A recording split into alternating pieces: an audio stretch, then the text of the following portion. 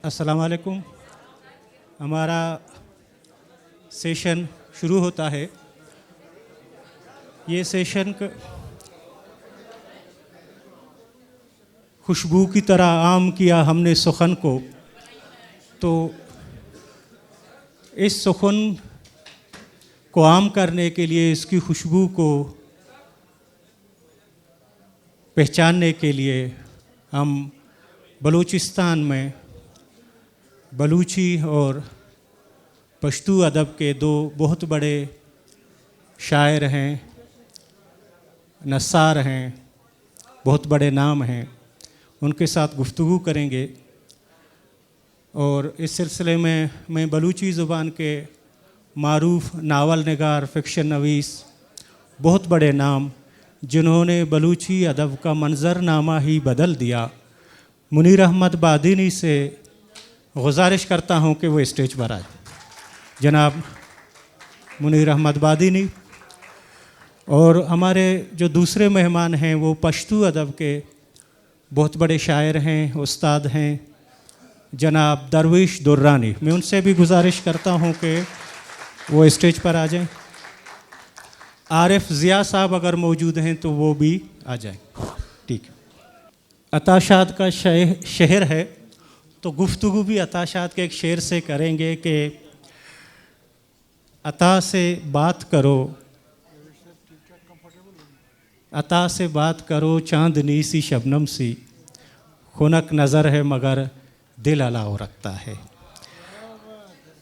तो सबसे पहले गुफ्तगू का आगाज़ करते हैं और इस सिलसिले में मैं मुनीर अहमद बादिनी साहब को पहला सवाल पूछूंगा। मुनीर अहमद बादिनी साहब से, बादिनी साहब, आपने बलूची फ़िक्शन का मंज़रनामा बदल दिया। आपने एक मुख्तसर मुद्दत में बलूची फ़िक्शन को बहुत से नावल, तकरीबन जिनकी तादाद 171 बनती है, और 400 अफसाने लिखे हैं, जो इसके 4 मजमूए भी शाया हुए हैं। तो इस सफ़र को आपने कैसा महसूस किया? आपका जो लिखने का अमल था उसके बारे में आप क्या फरमाएंगे? सफ़र बड़ा डरावना, बड़ा पुरखतर, बड़ा भयानक, बहुत ही अजियत खोश था।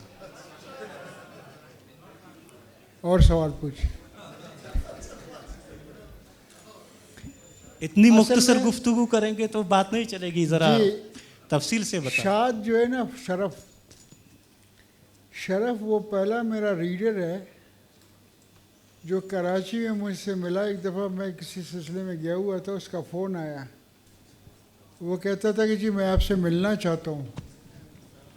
तो मैंने कहा किस सिलसिले में आप मुझसे मिलना चाहते हैं? कहता मैं आपको बलूची फ़िक्शन के हवाले से आपसे बात करना चाहता हूँ। मैंने कहा जो फ़िक्शन मैंने लिखा है वो फ़िक्शन मुझे पसंद नहीं है। पता नहीं आपको किस तरह से पसंद आई है। ताहम मैं उनसे मुलाकात करने गया, शरफ आया और शरफ ने बहुत छुपते हुए सवालात मुझसे किए। और मुझे पहली मर्तबा इंस्पिरेशन मिला कि जो कुछ मैं लिख रहा हूँ, जो कुछ मैंने लिखा है, उसकी एक इम्पोर्टेंस है, उसकी अहमियत है। और ख़ासकर बलोच यूथ में बलोच यूथ ने बहुत मुझे एक्सेप्टेंस दी है और मेरी कदर की है। चंद दिन पहले, 2-4 दिन पहले मैं इस्लामाबाद में था और वहाँ पे मैंने रिक्वेस्ट किया परवेज़ हुदवाई साहब से, जो ब्लैक होल प्रोग्राम चला, उनका एक थिंक टैंक है, साइंटिस्ट, कल्चरल सोशल राइटर्स, वो आकर अपनी स्पीच देते हैं। तो मैंने परवेज़ हुदवाई साहब को फ़ोन इसलिए किया, मैंने कहा मैं आपसे मिलना चाहता हूँ। तो उन्होंने कहा कि why don't you come and give a speech on Balochi literature before the audience of Balochi literature. मुझे कहने लगा आप अपना टॉपिक बताइए। मैंने कहा मेरा टॉपिक आप ये लिखें, a journey through Balochi literature searching the core. थोड़ी सी अंग्रेज़ी का मिर्च मसाला लगा के मैंने भेज दिया. उसने कहा ओके, मेरा प्रोग्राम ऑफिसर आपसे बात करेगा. लेकिन परवेज़ भाई साहब ने मुझे कहा कि कोई बलोच आएगा आपके को सुनने के लिए. एक लम्हे के लिए मैंने तो हाँ तो कर दी, लेकिन मैंने सोचा कि मैं एक दो बलोचों को जानता हूँ जो वहाँ पे इस्लामाबाद के इंस्टीट्यूट्स में पढ़ रहे हैं. तो मैंने हामी भर दी. मैंने कहा जी बिल्कुल आएंगे. मैंने वहाँ जो बुज़दार को फ़ोन किया और कुछ और साथी थे उनको मैंने फ़ोन किया.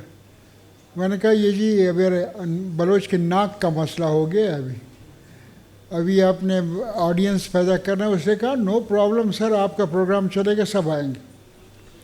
आप यकीन करें कि जिस दिन हमारा प्रोग्राम चल रहा था और मॉडरेटर मुझसे सवाल कर रहे थे, ज़िया और पनाह वो बैठे हुए थे और हाल खचाखच भरा हुआ था, बल्कि कुछ लोग तो ऊपर खड़े थे. तो बाद में on A cup of coffee Parvez भाई ने कहा बादीनी साहब ये तो अनएक्सपेक्टेडली बहुत सारे लोग आपके हमारे सामने बैठे. अब ये बलोच यूथ मुझे क्यों पसंद करते हैं? मुझे इसलिए नहीं पसंद करते कि मैं कमिश्नर रहा हूँ, डीसी रहा हूँ, चीफ सेक्रेटरी रिटायर्ड हुआ हूँ. वो मुझे इसलिए पसंद करते हैं कि मैं उनकी मादरी ज़ुबान में लिखता हूँ. और मादरी ज़ुबान में लिखना बज़ात ख़ुद एक ऐसी चीज़ है कि जो कि बलोचों को इंस्पायर करता है, उनके सेंस ऑफ आइडेंटिटी को उभारता है. मैं अंग्रेज़ी में भी लिखता हूँ, लेकिन अंग्रेज़ी में बाद की डेवलपमेंट है. मैंने जो लिखा है बलोची में लिखा है. अब बलोची में मैं 2000 वैसे मैं यूनिवर्सिटी के ज़माने से शॉर्ट स्टोरीज़ लिखता रहा हूँ, लेकिन मेरा जो नावल का स्टाइल जो सिन्फ है, क्या कहते हैं उसको फ्रेंच में, जेनियर जो है जेनियर का, वो मैंने स्टार्ट लिया 2005-04 से. और मैं डायरी लिखता था बलोची में और इंग्लिश में. जब मैंने शाले गुले बाज़ार को लिखा, एक लम्हे के लिए मुझे ऐसा ख्याल आया कि मैं नावल लिख सकता हूँ. मैं उन राइटर्स को पढ़ चुका था जो कि वेस्टर्न राइटर्स थे मोस्टली. फॉकनर को मैंने पढ़ा था, हेमिंगवे को मैंने पढ़ा था, मार्किस को मैं पढ़ रहा था, और बड़े सग़ीर में मिंटो था, कृष्ण चंद्र का बहुत बड़ा इम्पैक्ट. जिस तरह से मैक्सिम गोर्की ने मुझे मुतासिर किया, शायद किसी राइटर ने मुतासिर किया हो. मैक्सिम गोर्की से मैंने नावल की तकनीक को पहचाना, सीख किया. मैं शॉर्ट स्टोरी के लिए हेमिंगवे मेरा उस्ताद है. गोर्की के व्यूज़ जैसे भी थे, जो भी थे, वो अपनी जगह पर, लेकिन गोर्की को जो कमांड था और जो कमांड हासिल था वो उसका तकनीक था. जिस तरह से वो रशियन लाइफ को, रशियन पीजेंट्री को, रशियन गुर्बत को, रशियन के ग़ुलामी को बयान करता है, उसने मुझे इतना इम्प्रेस किया. मैंने कहा अगर मैं किसी वक्त लिखूँगा तो बलोची में लिखूँगा नंबर 1. सेकेंडली अगर मैं लिखूँगा तो गोर्की के तर्ज पे लिखूँगा. जब मैंने अपने टॉलस्टॉय को पढ़ा और ज़्यादा इंस्पायर हुआ. चेखोव ने मुझे शॉर्ट स्टोरी में जिस तरह से उसका इम्प्रिंट मेरे जहन के ऊपर शायद किसी और राइटर के हो. अब मैं ये बातें कर रहा हूँ, ये जो यूथ बैठा हुआ है सोशल मीडिया का परस्तार और अपने मोबाइल फ़ोन के लवर्स, जो रात को उसी के साथ सोते हैं, उसी के साथ प्यार करते हैं, उनके लिए ये जो नाम मैं गिन रहा हूँ, Chekhov, Gorky, Faulkner, Hemingway, Krishna चंद्र, फैज़ अहमद फैज़, खालिदा हुसैन, इंतज़ार हुसैन, یہ غالباً ان کے لیے خواب کی دنیا کی میں بات کر رہا ہوں. لیکن حالانکہ یہ جو یوتھ ہے وہ یہ آپ کو پڑھتی ہے کیوں پڑھتا ہے اور یہ آج اس لیے آئے کہ آپ کو سن سکیں کیونکہ انہوں نے آپ کو پڑھا ہے. آپ ان کو زیادہ الزام مت دیں کہ یہ نہیں پڑھتے. نہیں, میں سمجھتا ہوں کہ مجھے پڑھتے ہیں, لیکن چند ایک مجھے نہیں پڑھتے ہیں, کچھ زیادہ نہیں پڑھتے.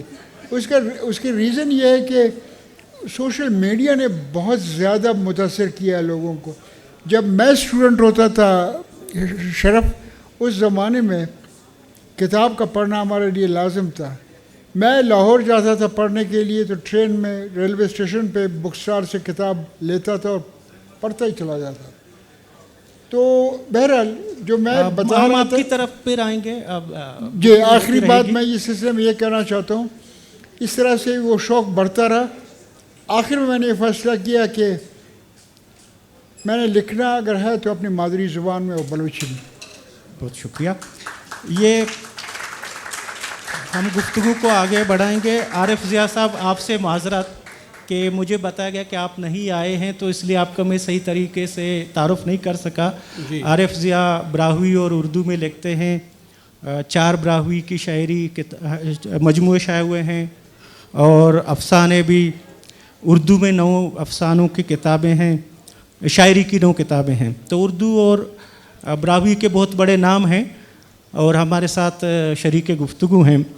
تو عارف ضیاء صاحب, جو براہوی ادب بلوچستان میں یا ابھی لکھا جا رہا ہے, اس کے بارے میں آپ کیا فرمائیں گے؟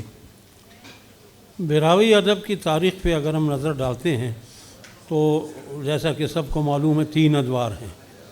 پہلا دور انگریزوں سے بھی قبل کا ہے, فوک ادب کا دور. اس دور کو تو ہم چرواؤں کا اور کسانوں کا دور کہیں گے. ظاہر ہے وہ الٹریٹ پرسنز نہیں تھے اور انہوں نے جو کچھ مشاہدہ کیا, جو کچھ اپنے آس پاس دیکھتے تھے, اس کو اپنے تحت اللفظ میں بیان کرتے تھے. اور اس دور میں پرنٹنگ کا بھی کوئی مسئلہ نہیں تھا, تو وہ ادب ہمارے ساتھ سینہ بہ سینہ ہم تک پہنچتا گیا. اس کے بعد جب دوسرا دور شروع ہوتا ہے, انگریز یہاں آتے ہیں, تو انگریز یہاں کے براہوی بلوچوں کو سادہ لو سمجھ کر ان کو عیسائیت کی طرف راغب کرنے کے لیے قرآن پاک کا ترجمہ کرتے ہیں براہوی میں, اپنے بائبل کا ترجمہ براہوی میں کرتے ہیں تاکہ براہوی متاثر ہوں اور وہ کریں. تو اس کے بدلے میں علامہ محمد عمر دین پوری نے قرآن پاک کا براہوی میں ترجمہ کیا, اور جتنے علماء دین تھے مدرسوں میں جو پڑھتے تھے, مولانا نبو جان, مولانا محمد عبد المجید چوتوئی وغیرہ, مولانا محمد عمر دین پوری, ان سب نے جو ہے جو اپنی شاعری کی ادب تخلیق کیا, چاہے نثر میں چاہے نظم میں. وہ اس زمانے کی ضرورت تھی انگریزوں کی جو مشن تھی اس کو ناکام بنانے کے لیے. تو وہ ادب بھی چند کتابیں تھوڑی تعداد میں ہمارے پاس دستیاب ہیں, لیکن ہم اس کو اتنا جدید ادب نہیں کہہ سکتے کیونکہ اس دور میں ناول بھی نہیں رہا براہوی میں, اس دور میں افسانہ بھی نہیں رہا, اس دور میں ڈرامہ بھی نہیں تھا. یہ جو جدید ادب کے اصناف تھے وہ اس دور میں نہیں تھے. براہوی جدید ادب جو ہمارے سامنے آتا ہے وہ قیام پاکستان کے بعد. قیام پاکستان کے بعد ادب جو ہے وہ تعلیم یافتہ لوگوں کے ہاتھوں میں چلا گیا, جن میں پروفیسر بھی تھے, جن میں ڈاکٹر بھی تھے, جن میں ریڈیو پاکستان سے ڈاکٹر غلام نبی رائی, غلام درست وغیرہ ایسے لوگ تھے, اور پروفیسر نادر کمبرانی جو یونیورسٹی کے تھے اور دوسرے سیکشن کے. تو میں ذاتی طور پر سمجھتا ہوں کہ جب براہوی ادب تعلیم یافتہ پڑھے لکھے لوگوں کے ہاتھ میں چلا گیا تو اس وقت براہوی ادب نے اس میں ایک نئے پہلو کا آغاز ہو گیا, اور پھر یہ ادب چلتے چلتے نوجوانوں کے ہاتھ میں پہنچا.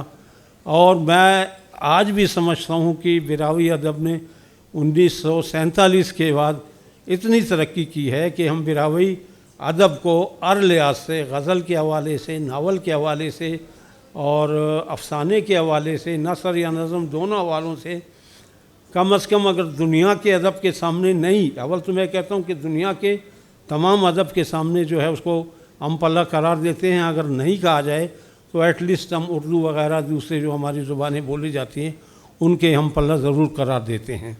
اس لیے کہ ہمارے پاس رائٹرز میں جب ایک چیف سیکرٹری لکھ سکا ہوتا ہے, افسانے لکھتا ہے, ناول لکھتا ہے, تو پھر اس ادب میں کیا کمی ہوگی. میں منیر بادینی صاحب کی طرف اشارہ کر رہا ہوں.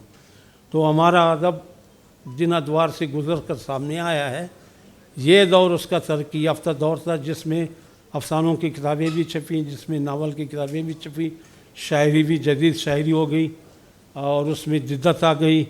اور اس دور میں اس وقت ہمارے پاس براوی شاعری میں براوی کا غالب کہا جاتا ہے اسحاق سوز کو. اسحاق سوز کا ایک شعر ہے کہ بردام اف براوی ٹی مقامن تے غزل نہ غالب نہ ہرے سوز اثر تینا غزل تھی. یعنی اسحاق سوز اس قدر اپنی غزل گوئی میں جو ہے وہ اعلیٰ سطح پہ کڑا ہے کہ وہ اپنے آپ کو غالب کا امپلہ کہتے ہوئے براوی کا غالب کہتا ہے اپنے آپ کو. اور آج بڑے فخر سے کہہ سکتے ہیں کہ دنیا میں جہاں جہاں جو اصناف ہیں, اور جس مقدار کی بات نہیں کہوں گا لیکن معیار کی بات جہاں تک کی جاتی ہے براوی ادب میں, وہ اصناف بھی موجود ہیں اور اسی معیار کے ساتھ موجود ہیں. بہت شکریہ. زبانوں کی ترقی, کلچر کی ترقی ہر قوم کے لیے بہت ضروری ہے اور اس کے لیے براہوی ادب لکھنے والے بھی مبارکباد کے مستحق ہیں. درویش دورانی صاحب, پشتو کے حوالے سے آپ سے بات کریں گے. معاصر پشتو ادب میں کیا ہو رہا ہے اور پشتو ادب کا آپ ایک جائزہ بھی ہمیں بتائیں کہ کیا لکھا جا رہا ہے. عموماً بلوچستان میں پشتو کے حوالے سے کیا ہو رہا ہے. میں جب اس دنیا میں نے ہوش سنبھالا ہے تو جو چیز مجھے یاد ہے, سب سے پہلے جس چیز میں مبتلا تھا وہ چیز تھی شاعری. مجھے یاد نہیں ہے کہ میں نے شاعری کب شروع کی تھی, لیکن جب ہوش سنبھالا تو میں کچھ نہ کچھ کوشش کر رہا تھا. تو پھر یہ پوری زندگی آج تک میرا یہی مرکزی نقطہ رہا ہے. نہ میں نے کسی اور چیز کی طرف توجہ دی ہے, نہ میں نے روزگار کا سوچا ہے. جو بھی اسٹیپ اٹھایا ہے کہ میری شاعری کو اس کا فائدہ پہنچتا ہے کہ نہیں. چھٹی جماعت میں داخلہ لیا تو ایک طرف سائنس, دوسری طرف آرٹس. تو مجھے یہ اندازہ تھا کہ آرٹس میں, یا کسی نے بتایا کہ شاعری کو اس میدان میں آپ کو کچھ نہ کچھ ملے گا. وہاں پھر ڈرائنگ اور فارسی کے درمیان کے انتخاب کا مسئلہ تھا. تو فارسی کا تعلق شاعری سے تھا اور میری خوش قسمتی یہ تھی کہ میرے والد فارسی اور عربی کے بہت بڑے عالم تھے اور بہت نفیس ذوق تھا اس کا شاعری کا. مجھے گھر پہ وہ پڑھاتے تھے. وہی جو کچھ میں نے وہاں پڑھا ہے تو میری بنیاد وہی ہے. اور افغانستان میں وہ سلیمان لائق ایک بڑا شاعر ہے, وہاں کا وہ وزیر بھی رہے ہیں, انقلابی بھی رہے. وہ بھی مجھے بتا رہا تھا کہ میں نے جو کچھ سیکھا ہے وہ والد سے سیکھا ہے, بہت آگے میں نے کسی ادارے سے کچھ نہیں سیکھا. تو پھر میں آگے آیا, کالج میں داخلہ لیا. تو کالج میں بی اے میں لوگ کوشش کرتے کہتے کہ روزگار کے لیے کون سا مضمون اچھا ہے, اور میں نے بی اے میں فلسفہ منتخب کیا. مجھے پتہ تھا کہ فلسفے سے کچھ نہیں ملے گا, لیکن مجھے پتہ تھا کہ علم اور شاعری کو اس سے فائدہ پہنچتا ہے. اور پھر میری خوش قسمتی یہ تھی کہ جو استاد مجھے ملا وہاں, یہ شاید فلسفے کی بدقسمتی تھی, لیکن میری خوش قسمتی تھی کہ ان کے پاس صرف ہم 2 اسٹوڈنٹ تھے اور 2 جو تھے وہ 4th ایئر میں بھی تھے. انہوں نے ہمیں ساتھ بٹھایا. تو ہمارے وہ استاد بادینی صاحب تھے. یہ ہمارے استاد تھے. یہ بہت انہوں نے فلسفے میں لاہور سے وہ کیا تھا. میں بڑا ان کو شوق تھا پروفیسر بننے کا اور علم پھیلانے کا. لیکن وہاں ان کو پھر ہمارے بعد کوئی اسٹوڈنٹ بھی نہیں ملا. ان کو مجبوراً اس راستے پہ چلنا پڑا جو اس کے پسند کا راستہ نہیں تھا. تو اس دوران میں مجھے جتنے استاد ملے بہت اچھے استاد ملے، لیکن بادینی صاحب نے میرے تعمیر میں جو کردار ادا کیا شاید کسی اور استاد نے ادا نہیں کیا. اس کے بعد میں آیا جب میٹرک کیا. میری خوش قسمتی یہ تھی یا میں اولد سے رسالہ نکلتا تھا، وہاں ایک پوسٹ نکلی تھی. میں نے وہاں نوکری شروع کی کہ یہاں ادبی چیزیں پڑھوں گا، ادیبوں سے ملوں گا اور پرائیویٹ وہ کروں گا. وہ بعد میں 3 سال بعد تو پتہ چلا کہ پرائیویٹ میں کچھ نہیں ملتا. لیکن وہاں مجھے فائدہ یہ ہوا کہ ایک تو وہاں پشتو کی کتابوں کی ایک بہت اچھی لائبریری تھی، جو پشتو کی اچھی کتابیں تھی سب موجود تھی. وہ میں نے وہاں پڑھ لی ساری. دوسری بات یہ تھی کہ وہاں سے بلوچی اور براوی پولیس بھی نکلتا تھا. تو بلوچی اور براوی کے جتنے ادیب تھے وہ وہاں آتے تھے. پشتو کے بھی ادیب آتے تھے. تو ادیبوں سے میری ایک وہ ہو گئی. تو پشتو ادب کی جب میں بات کرتا ہوں، پورے پشتو ادب کی، تو جس چیز نے مجھے متاثر کیا ہے وہ مجھے یاد ہے. اور جس نے کلاسیکی ادب میں 4 شعراء ایسے ہیں جو مجھے یاد ہیں اور جو ایک طرح سے آفاقی شعراء ہیں. اور پھر جدید ادب میں 4 کتابیں ایسی ہیں جنہوں نے میرے بنانے میں بھی کردار ادا کیا اور وہ واقعی ادبی وہ آفاقی ادب بھی ہیں. وہ 4 جو کلاسیکی وہ شعراء ہے وہ ہے خوشحال خان خٹک، رحمان بابا، حمید اور کاظم خان شیدا.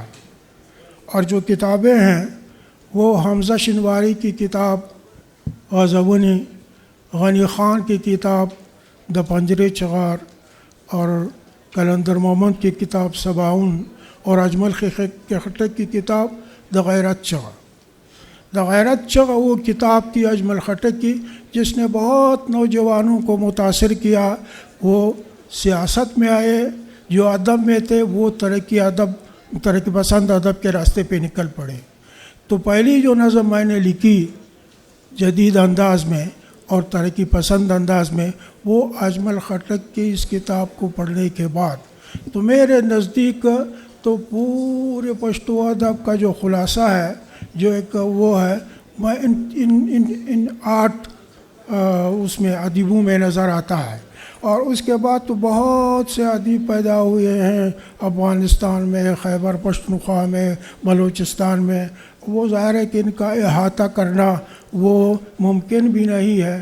بہرحال ہمارے ادب کا خلاصہ جو میرے پاس وہ ہے، انہوں نے مجھے جو کچھ دیا ہے اور مجھے یاد ہے، وہ میں ان کو عالمی ادب کے ہر معیار ہر ترازو میں میں ان کو پورا سمجھتا ہوں. وہ یہی 8 چیزیں ہیں.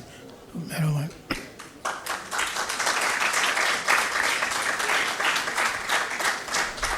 بادینی صاحب، آپ کا 1993 میں ریکانی تہا ہلکے شائع ہوا تھا، پھر 95 میں بلی کے ماہ کپی، پھر درمیان میں آپ کچھ خاموش رہے.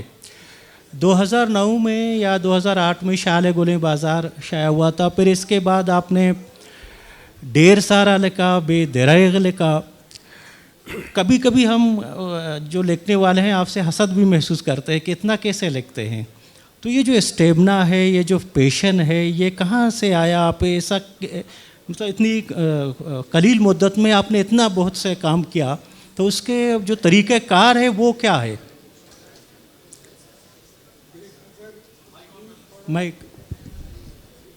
بے خطر کھود پڑا آتش نمرود میں عشق،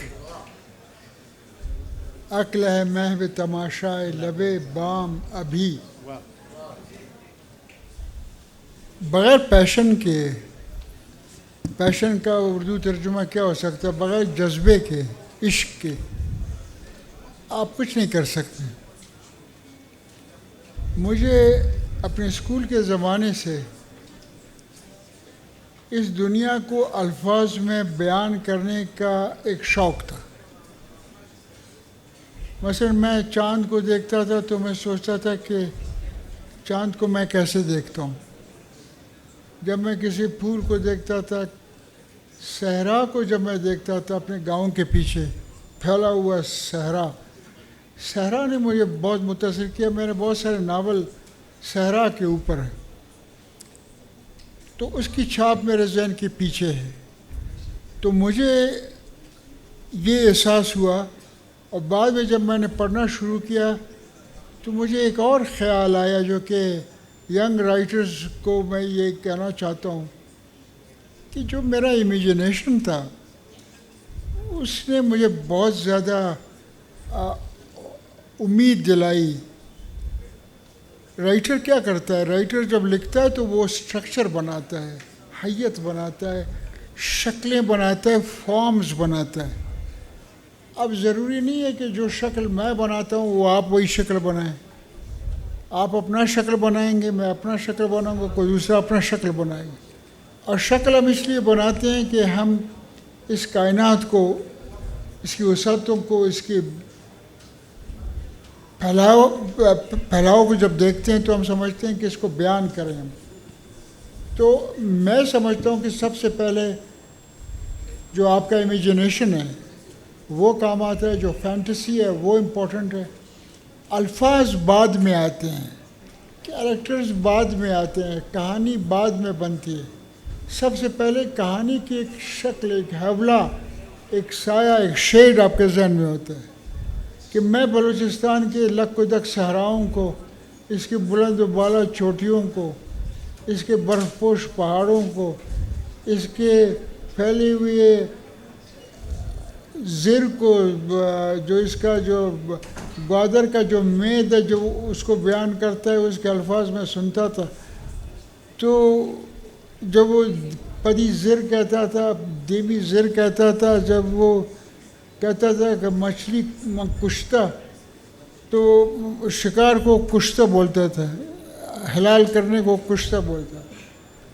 جب وہ تیراکی کو اجناکی بولتا تھا، مجھے بہت پیارا لگتا تھا، ان کے الفاظ مجھے اچھے لگتے تھے. تو بعد میں شکل بناتا تھا. تو آپ کا جو سوال یہی تھا کہ آپ کا جو لکھنے کا طریقہ کار ہے وہ کیا ہے؟ اچھا، بعد میں جب میں لکھتا رہا، بیوروکریسی میں رہ کے تو میں بہت انڈر پریشر ہوتا تھا، کام بہت زیادہ تھا، بیعت ہوتا تھا. گورنر ہاؤس میں کام کرتا تھا، چیف منسٹر کے ساتھ کام ہوتا تھا، چیف سیکرٹری اوپر تھا، کمشنر تھا، ڈی سی تھا، چیف سیکرٹری. لیکن میں، آپ اندازہ کریں کہ میں اپنے آپ کو ایٹ ایز رکھنے کے لیے، ریلیکس رکھنے کے لیے میں نے کریشن کا سہارا لیتا تھا. جب میں کوئی کہانی لکھتا تھا تو میں وہ سارا جو کچھ دفتر میں کرتا تھا وہ بھول جاتا تھا. اس طرح سے میری پریکٹس ہو گئی. لوگ مجھ سے پوچھتے تھے کہ آپ یہ کہاں سے لکھتے؟ کوئی کہتا ہے آپ کے پاس کوئی جن ہے، تو میں نے کہا وہ جن آپ بھی مہربانی کر کے لے لو. بات یہ ہے شرف کہ ینگ رائٹرز کو میں کہتا ہوں آپ کتنے صفحے لکھتے ہو؟ کہتا میں نے کبھی نہیں لکھا. تو میں نے کہا آپ ایٹ لیسٹ 20 صفحے لکھا کریں روز. 20 صفحے نہیں لکھتے آپ 10 صفحے لکھیں، 10 نہیں لکھتے 5 لکھیں. آپ کو لکھنا، بیٹھنا آپ کے لیے لازم ہے. مجھے کم از کم یہ اپنے اوپر اعتبار ہے کہ برف باری ہو رہی ہے، موسم بہت خوشگوار ہے، لوگ چائے پینے نہیں ہوٹلوں کی طرف نکلے، میں اپنے کمرے میں بیٹھا ہوا وہ لکھ رہا ہوں. مشکل کام ہے بیٹھنا بہت مشکل ہے، پھر کام کرنا اس سے بڑھ کر مشکل ہے. تو میں یہ سمجھتا ہوں کہ مجھے اگر کسی چیز نے زندہ رکھا ہوا ہے وہ کریٹیو رائٹنگ ہے. اور کریٹیو رائٹنگ کا ایک اپنا ٹیسٹ ہے، اپنی ایک زبان ہے. لیکن سوال یہ کہ جو میں لکھتا ہوں میں اس کو دوبارہ نہیں پڑھ سکتا. پڑھنا آپ پڑھ سکتے ہیں. شرف نے میرے اوپر کتاب لکھی ہے MPhil کی میرے فن کے بارے میں. میں ان کو جب دیکھتا ہوں کہ شرف نے میرے بارے میں لکھا تو میں لرز جاتا ہوں. میں لرزتا اس وجہ سے ہوں کہ میں نے کہا یہ کس شخص کے بارے میں لکھ رہا ہے, یہ منیر بادینی کون ہے. اس کی وجہ یہ ہے سائیکالوجیکلی جب کوئی بھی رائٹر ہو جب وہ لکھ رہا ہوتا ہے اصل میں اس کا اصل جو شخصیت اس کی ہے وہ اسی وقت ہوتے ہیں. بعد میں وہ ایک عام آدمی بن جائے. اس وقت جو میں آپ سے بیان کر رہا ہوں میں رائٹر ہوں لیکن میں گزر چکا ہوں. میں اس وقت آپ کے پاس ایک سپیکر کے طور پر بول رہا ہوں, آپ سوال کر رہے ہیں میں بول رہا ہوں. لیکن جب میں اپنے بیڈ روم میں بیٹھ کے اکیلے میں جب کاغذ پہ لکھتا ہوں اس وقت میرا انداز بدل جاتا ہے, میرا دنیا کو دیکھنے کا رنگ بالکل بدل جاتا ہے. میں ایک اور تھاٹ کی دنیا میں چلا جاتا ہوں, شکلوں کی دنیا میں چلا جاتا ہوں. میرے چاروں طرف سے شکلیں بادلوں کی طرح تیر رہے ہوتے ہیں اور میں ہر شکل کو دیکھتا ہوں. ہر شکل خوبصورت لگتا ہے. ہر شکل میں ایک ترتیب ہے, ہر شکل میں ایک حسن ہے, الفاظ کا حسن.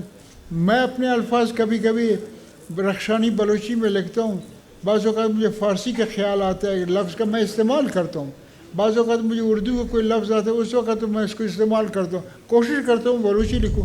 لیکن اگر میں سوچتا ہوں کہ مجھے زبردستی بلوچی لکھنا ہے, بلوچی تو میری زبان ہے, بعض چیزوں میں اس کے کم زبان ہے, لیکن ایک ترتیب سے میں باقی چیزوں کی میں براوی کے الفاظ فرض کریں میں بہت استعمال کرتا ہوں. تو اس طرح سے مجھے انسپریشن ملتی ہے اور میں کام کرتا ہوں. اب میں پڑھتا کم ہوں, لکھتا بھی ہوں, اور لیکن وہ جوانی کے اندر جو ایک جوش ہوتا ہے وہ ولولہ انفارچونیٹلی. ٹھیک ہے, پھر اس پر آگے بھی بات کریں گے. عارف صاحب, آپ نے براہوئی ادب کے جو تاریخ تھی اس پر مختصراً بات کی. اب آپ ہمیں بتائیں کہ جدید براہوئی ادب میں مجموعی طور پر کیا ہو رہا ہے. ناول لکھے جا رہے ہیں, افسانے کیا کیا لکھے جا رہے ہیں, شاعری کیسی ہو رہی ہے, نان فکشن میں کیا کام ہو رہا ہے. آپ ذرا تھوڑا سا اگر ہمیں اس کے بارے میں بریف کریں. کر کے شرف ایک بات کروں تو آپ جی پرانا منائیں. فرمائیں. یہ جو آڈینس بیٹھا ہے, میں آج کل بولتا کم ہوں, میں سوچتا ہوں کہ انٹریکٹیو بنا دو, زیادہ کویشچن وہاں سے آئیں تو زیادہ بہتر ہے. اس کی طرف جائیں گے.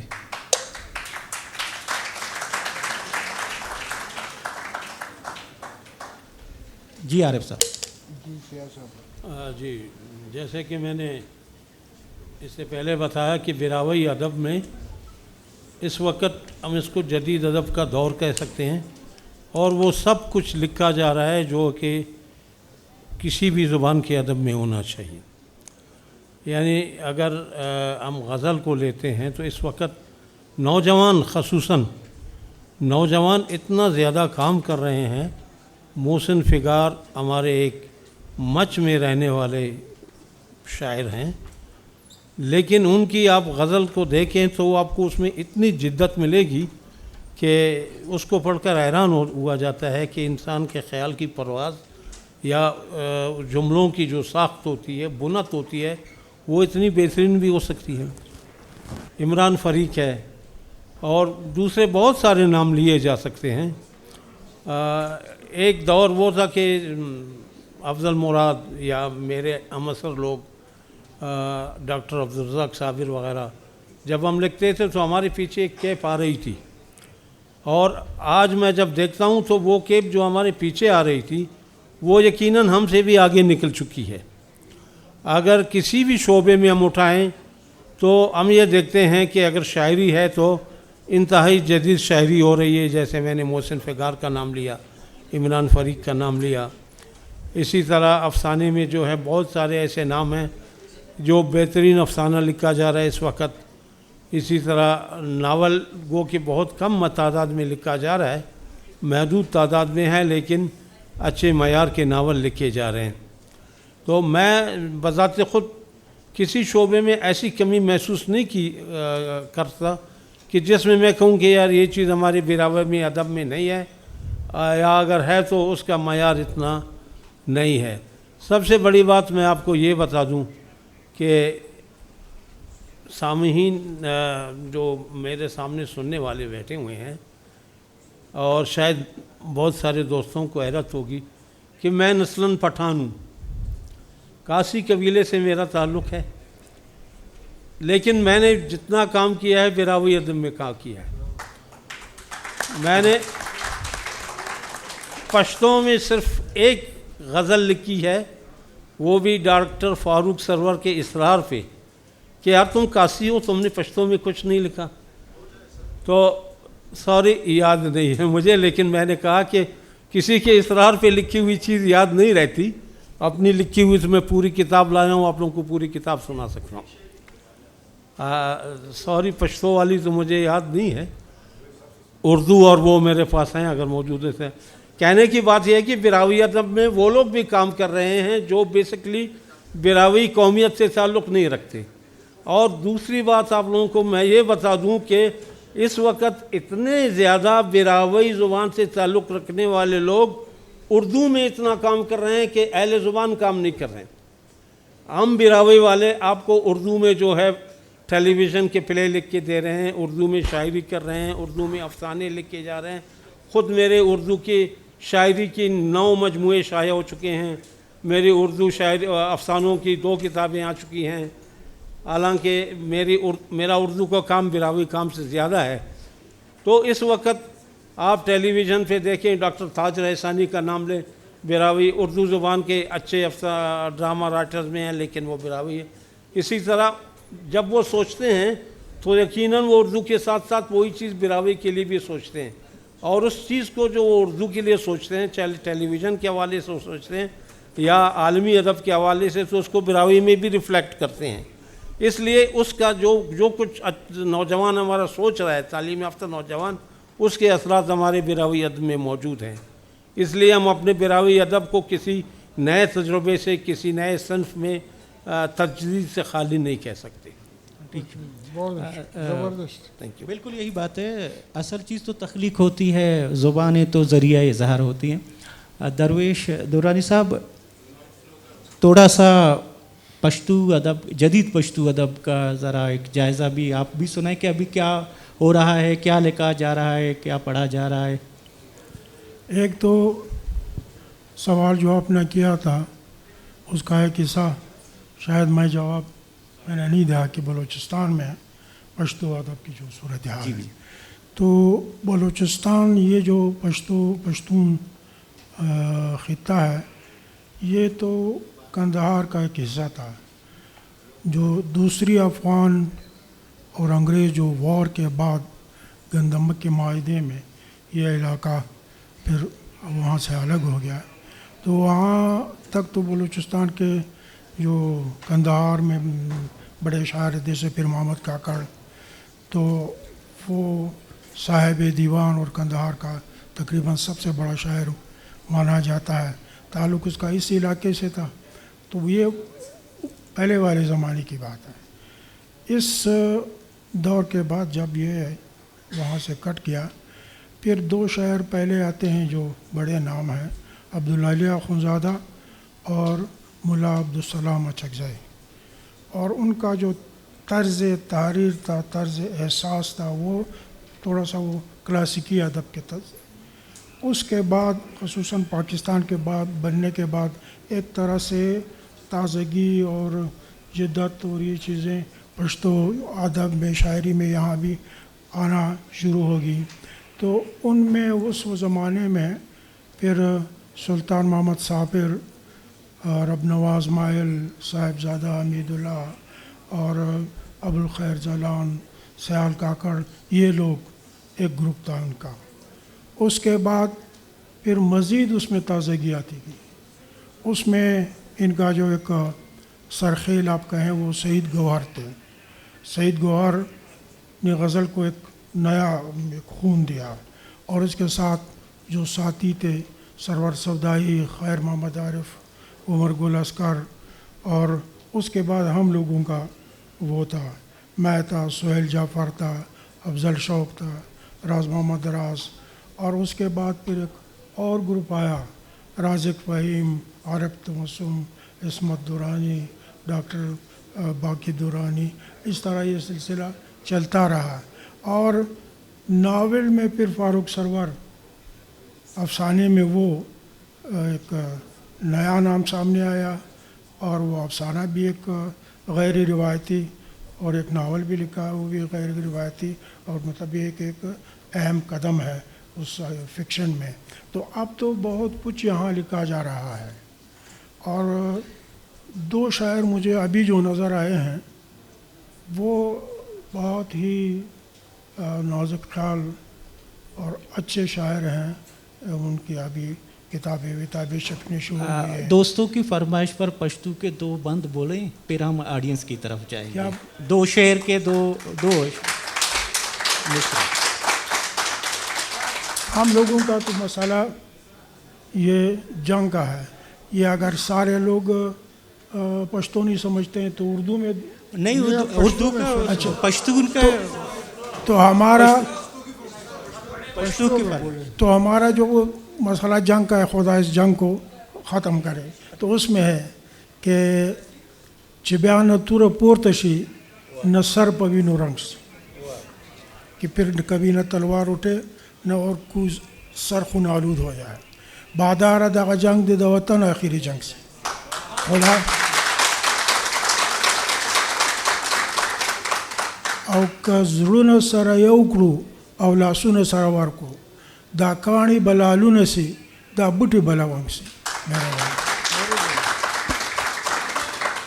بہت شکریہ. اللہ دا خو بس پھر مشاعرہ ہوگا نا، مشاعرے میں بھی پشتو اشعار ہیں. ہاں مشاعرے میں بھی پڑھیں گے. دروے ہاں. تو پھر کوئی سوال اگر آپ لوگوں کی طرف سے کوئی سوال ہے تو آپ کر سکتے ہیں. شخصی سوال ہے وہ کریں. مائک دے دیں بھائی. بادینی صاحب سے ایک سوال اگر میں کروں کہ آپ اپنے ایسے ہی پوچھیں. اپنے جی ہاں میں اسے ایک سوال کہ آپ اپنے قاری سے کس حد تک مطمئن ہیں، آپ کے پڑھنے والے جو سوال تو سخت. میں اپنے قاری سے کس حد تک مطمئن ہوں. میں نے ایک شارٹ سٹوری لکھا یا ناولٹ لکھا کہ ایک رائٹر ہے وہ اپنے ریڈر سے ملنے جاتا ہے اور وہ اتنا بڑا سفر طے کر کے پہنچتا ہے، اور وہ پہنچتا ہے کہیں گوادر کی کسی جزیرے میں کسی جگہ کے اوپر ان کی ملاقات ہوتی ہے. تو وہ اسے کہتا ہے کہ جی میں آپ کا ریڈر ہوں. تو آپ میرے لیے لکھتے ہو. اس طرح کا ایک سین ڈرامہ میں نے کریٹ کرنے کی کوشش کی ہے. اچھا. جو ریلیشن شپ ہے ریڈر کا اور رائٹر کا. اصل میں درویش نے بہت فلاسفیکل کویسچن کیا ہے. اگر آپ دیکھیں نا جو ٹیچر اور ٹاٹ ہے، یعنی ایک مختصر کری، ٹائم بالکل ختم ہو گیا. ایک استاد ہے اور ایک اس کا شاگرد ہے. شاگرد استاد سے سیکھتا ہے، استاد شاگرد سے سیکھتا ہے. میرے خیال میں رائٹر کا اور اس کے ریڈر کا تعلق ایک بہت لاجیکل اور ایک نہ ختم ہونے والا تعلق بنتا ہے. Yes that's right. میرے پاس جو میرے ریڈرز آتے ہیں میرا اور ان کا ایک روحانی ربط بھی ہوتا ہے. میرے خیال میں مطمئن ہوں درویش صاحب. ایک ہاں وہیں سے سوال کر لیں. ایک سوال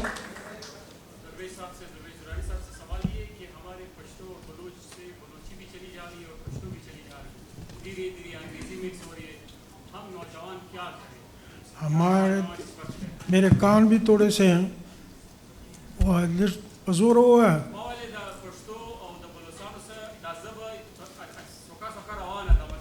اچھا، ان کا سوال یہ ہے کہ یہ جو ہماری زبانیں ہیں آہستہ آہستہ ہم ان کو کو رہے ہیں. ہمارے جو ریڈرز زبانیں چھوڑ کے انگریزی کی طرف مادری زبانیں، ان کا مسئلہ یہ ہے کہ ان کے جو ریڈرز ہیں وہ ان سے چھینے جا رہے ہیں کہ جن تعلیمی اداروں میں وہ جاتے ہیں وہ تعلیمی ادارے ان سے ان کی زبان چھینتے ہیں. جب وہ نکلتے ہیں ان کو اپنی زبان نہ آتی ہے نہ وہ پڑھ سکتے ہیں.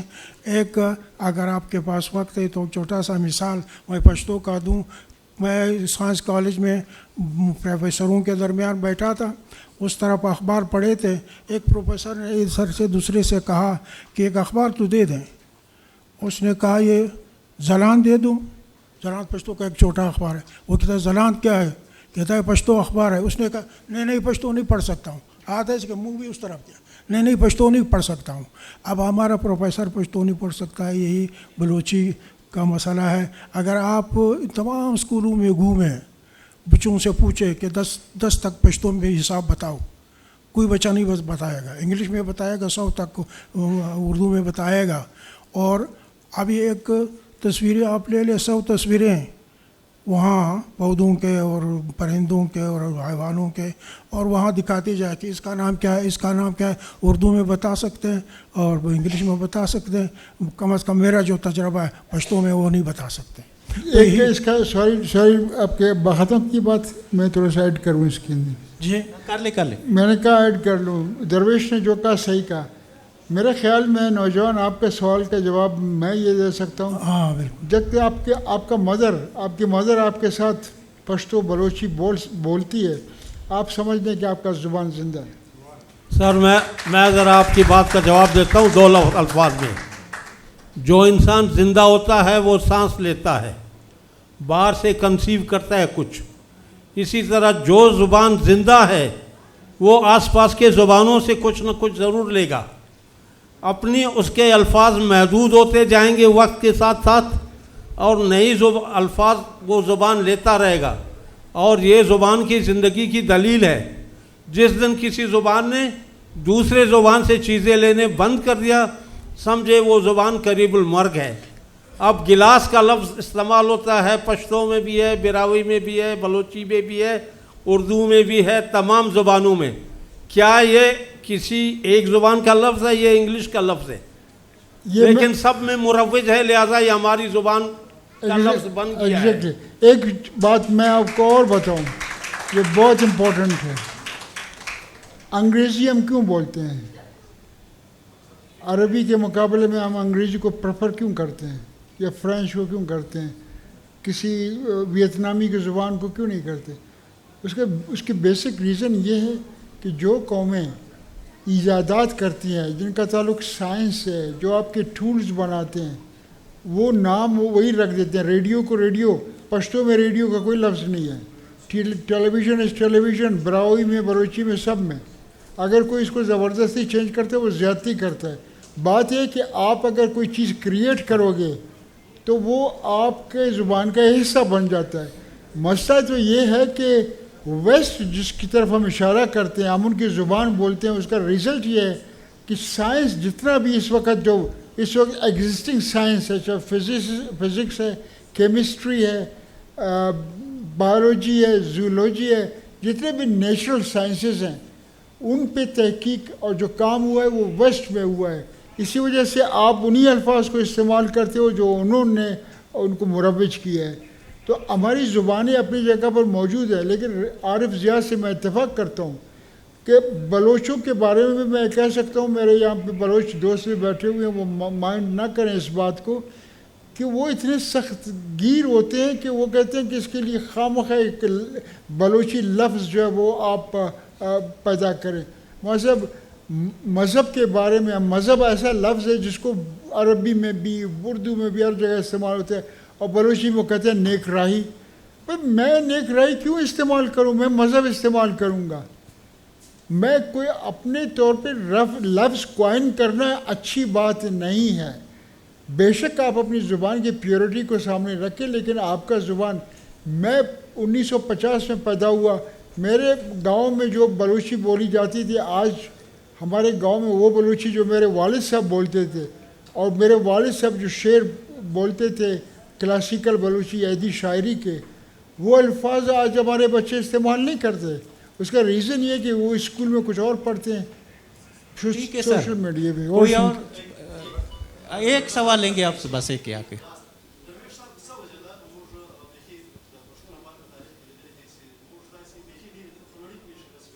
اردو میں بولتے تو ہم بھی سمجھ رہے. اردو میں بولیں. ایسے کئی واقعات گزرے ہیں کہ جن میں اگر دنیا کی ادب میں دیکھا جائے اپنے لٹریچر میں دیکھا جائے تو ان کے یہاں ماسٹر پیسز جنریٹ ہوتے ہیں.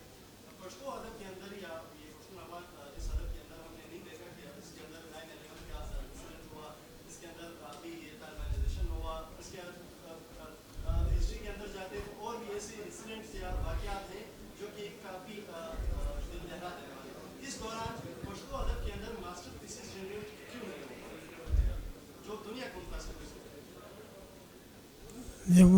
آپ کی بات تو پوری مجھے سمجھ میں نہیں آئی, لیکن ماسٹر پیسز کیوں نہیں ہیں پشتو؟ ماسٹر پیسز تو صدیوں میں آتے ہیں. آپ کے پاس خوشحال آیا, رحمان آیا, حمید, یہ سارے ایک وقت میں. اس وقت پھر کئی صدیاں ہیں کوئی بڑا شاعر نہیں. اس کی وجہ یہ ہے, کسی نے کہا ہے کہ بڑا شاعر جب پیدا ہوتا ہے تو دو قوتوں کا یکجا ہونا ضروری ہے. ایک قوت اس شاعر کی قوت ہوتی ہے کہ اس میں قدرتی صلاحیت بڑا ہو, شاعر بننے کا ہو. دوسرا اس لمحے کی قوت, وہ وقت ایسا ہو جس میں بڑا شاعر پیدا ہو سکتا ہو. جب یہ دونوں چیزیں ملتی ہیں تو پھر بڑے شاعر پیدا ہوتے ہیں. خوشحال خان پیدا ہوا, وہ اتنا بڑا شاعر ہے. میں انگریزی لٹریچر میں نے کیا اور فارسی پڑھی ہے سب, تو وہ دنیا کے ان بڑے شاعروں میں شامل ہے. وہ ایک سمندر ہے. جس طرح آپ سمندر کے کنارے کھڑے ہو جاتے ہیں, موجیں اٹھتی ہیں, گرتی ہیں, اور آپ یہ محسوس کرتے ہیں کہ یہ حد نظر تو سمندر ہے, یہ آگے بھی ہے, اس سے آگے بھی ہے, پتہ نہیں کتنا. تو آپ خوشحال خان پہ کو جب پڑھنے لگتے ہیں تو آپ کے گرفت میں وہ نہیں آتا. لیکن راما بابا مختصر ہیں ان کے مقابلے. تو مطلب وہ دور ایسا تھا. اس دور کے لیے شاعر بھی بڑا آیا. دونوں چیزیں مل کے دونوں قوتیں ایک, اب وہ دونوں قوتیں, لیکن آپ کے اس دور میں بھی بڑے شاعر پیدا ہوئے ہیں. لیکن یہ ہے کہ وہ پشتو جو ہیں عالمی ادب میں آپ کو کوئی ٹرانسلیٹ نہیں کرتا. آپ کو پتہ کسی کو نہیں کہ پشتو میں کیا ہے. وہ چار دیواری میں اب بند ہے. آپ پشتو پر خود پشتونوں کو نہیں آتی ہے, وہ اسکول میں نہیں ہے, وہ تعلیمی اداروں میں نہیں ہے. اب یہ سلسلہ ہے کہ میں اپنے بچے کو اسلامیت اسکول میں نے داخل کیا تھا. پھر مجھے استانی نے بلایا تھا, میں گیا کہتے آپ کے اس بچے کو تو اردو نہیں آتی. میں نے کہا ظاہر ہے ہمارے گھر میں اردو نہیں ہے, آپ نے سکھانی ہے. کہ میں کیسے سکھاؤں اس کو, یہ تو ہماری زبان نہیں سمجھتا. آپ کے بچے کا یہ مسئلہ ہے کہ استاد اس کی زبان کو نہیں سمجھ سکتا ہے اور یہ استاد کی زبان کو نہیں سمجھ سکتا ہے, تو یہ کیا حق سیکھے گا. اس کی تعلیمی, اس کی جو وہ صلاحیتیں ہیں تخلیقی, وہ یہاں دب جاتی ہیں, یہاں یہ قتل ہو جاتی ہیں. یہ جب تک آپ مادری زبانوں میں ایک حد تک, جب تک کہ اردو وہ سیکھتا ہے, وہ جو بنیادی تعلیم ہے وہ اس میں اپنی زبانوں میں نہ دی جائے. جب وہ اردو سیکھ جائے بہت پھر بہت آگے شکریہ سر. ایک بڑے بڑے لوگ بیٹھے ہوئے ہیں. آخری سوال نور کرے گا. نور کریں, نور بھائی آپ ایک سوال کریں.